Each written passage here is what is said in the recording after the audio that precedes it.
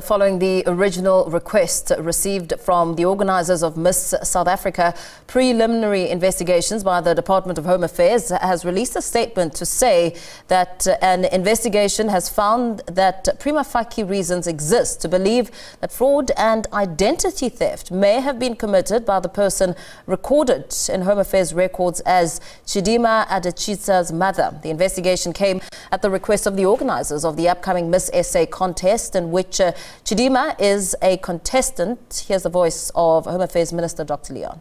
By Home Affairs has found prima facie indications of fraud committed by Chidimma Adetshina's mother.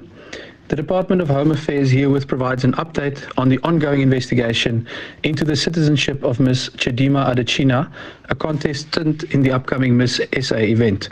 The reason for the ongoing nature of the investigation is that its scope has broadened since the original request received from the organisers of Miss SA based on the information uncovered by Home Affairs investigators thus far.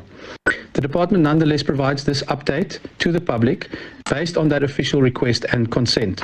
We will provide a final update once the investigation is concluded. Upon receiving the request for investigation, the department deployed every resource at its disposal to establish the truth. This has included archival research, visits to hospitals, and site visits to verify information. From the information we have uncovered thus far, the Department of Home Affairs can indicate that prima facie reasons exist to believe that fraud and identity theft may have been committed by the person recorded in Home Affairs records as Chidimma Adetshina's mother.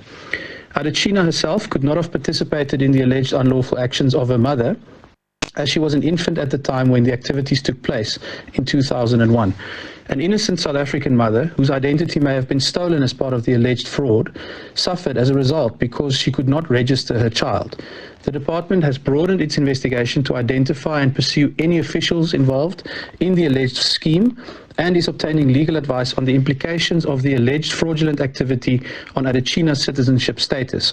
And finally, upon the completion of the investigation, Home Affairs intends to press criminal charges and convict all implicated parties. This case, which stems from alleged fraudulent activities committed 23 years ago, highlights the urgent need for the digital modernization of Home Affairs applications, adjudication and verification processes to insulate the department against fraudulent interference, similar to the reforms undertaken at the South African Revenue Service in the late 2000s. The case also highlights the reason for the department's blocking of certain duplicate IDs, and that the court-ordered unblocking of these documents must be handled with caution. Throughout this process, Home Affairs is guided by our commitment to both restoring and upholding the rule of law as well as the rights of all parties.